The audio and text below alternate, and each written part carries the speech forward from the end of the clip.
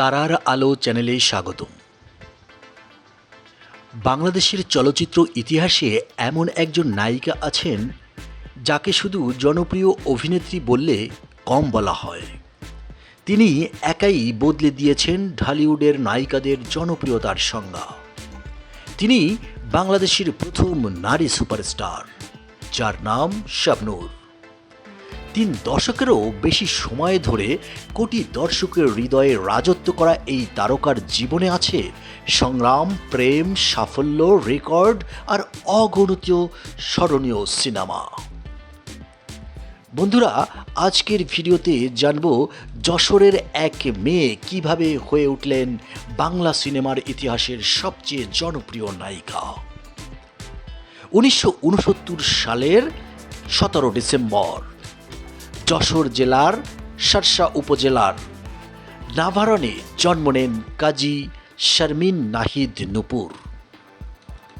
পরিবারের সবাই ডাকতেন নূপুর নামে।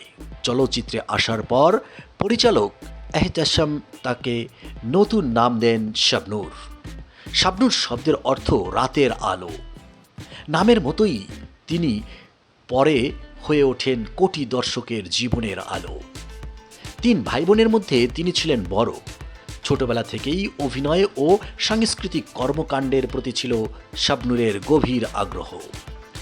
1993 সালে মুক্তি পায় তার প্রথম চলচ্চিত্র চাঁদনি রাতে। নায়ক ছিলেন সাব্বির, পরিচালক এহতেশাম। কিন্তু সিনেমাটি ব্যবসায়িকভাবে ব্যর্থ হয়। অনেকেই ভেবেছিলেন এই নতুন মেয়েটি হয়তো আর টিকতে পারবে না, কিন্তু ইতিহাস তখনও তার জন্য অন্য গল্প লিখে রেখেছিল। 1994 সালে মুক্তি পায় তুমি আমার।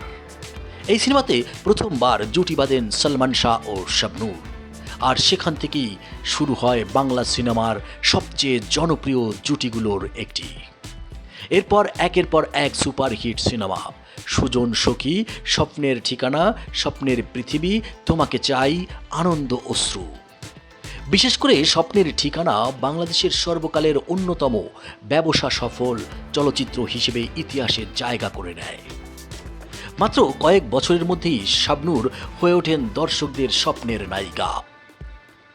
সালমান শাহের মৃত্যুর পর অনেকেই ভেবেছিলেন শাবনূরের জনপ্রিয়তা বুঝি কমে যাবে, কিন্তু ঘটল তার উল্টোটা। তিনি রিয়াজ, ফেরদাউস, মান্না ও শাকিব খানের সঙ্গে জুটি বেঁধে একের পর এক ব্যবসা সফল চলচ্চিত্র উপহার দিয়েছেন।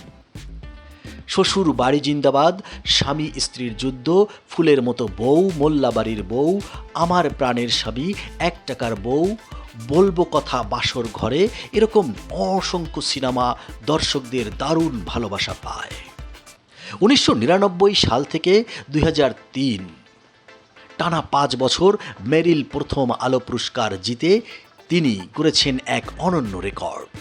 মোট 10 বার এই পুরস্কার জয় করে তিনি আজও রেকর্ডধারী। অনেকে তাকে শুধু বাণিজ্যিক নায়িকা ভাবলেও শাবনূর নিজেকে প্রমাণ করেছেন শক্তিশালী অভিনেত্রী হিসেবেও। 2005 সালে 2 নয়নের আলো চলচ্চিত্রে সেজুতি চরিত্রে অসাধারণ অভিনয়ের জন্য তিনি অর্জন করেন জাতীয় চলচ্চিত্র পুরস্কার। এছাড়াও তিনি পেয়েছেন 6টি বাচসাস পুরস্কার। চলচ্চিত্র সমালোচকদের মতে আবেগ প্রকাশ, সংলাপ বলার ভঙ্গি এবং স্বাভাবিক অভিনয়ই তাকে আলাদা উচ্চতায় নিয়ে গিয়েছে। 2006 সালে হুমায়ুন আহমেদের উপন্যাস অবলম্বনে নির্মিত নিরন্তর সিনেমাতে অভিনয় করে তিনি সমালোচকদের প্রশংসা কুড়ান। এই সিনেমাতে তার অভিনয় প্রমাণ করে তিনি শুধু রোমান্টিক নায়িকা নন, জটিল আবেগময় চরিত্র সমান দক্ষতায় ফুটিয়ে তুলতে পারেন। 2011 সালে ব্যবসায়ী অনিক মাহমুদের সঙ্গে আংটি বদল এবং 2012 সালে বিয়ে করেন শাবনূর। পরে তিনি অস্ট্রেলিয়ায় বসবাস শুরু করেন এবং নাগরিকত্ব লাভ করেন। 2013 সালে জন্ম নেয় তার পুত্র আইজান নিহান। পরবর্তীতে দাম্পত্য জীবনে বিচ্ছেদ এলেও তিনি ছেলেকে নিয়ে নতুন জীবন শুরু করেন। বাংলাদেশের চলচ্চিত্র ইতিহাসে অনেক জনপ্রিয় নায়িকা এসেছেন, কিন্তু শাবনূর একটি যুগের নাম। 90-এর দশক থেকে আজ পর্যন্ত তার জনপ্রিয়তা প্রজন্ম পেরিয়ে টিকে আছে। তার সিনেমার গান আজও বাজে, তার সংলাপ আজও উদ্ধৃত হয়, তার অভিনয় আজও নতুন দর্শককে মুগ্ধ করে।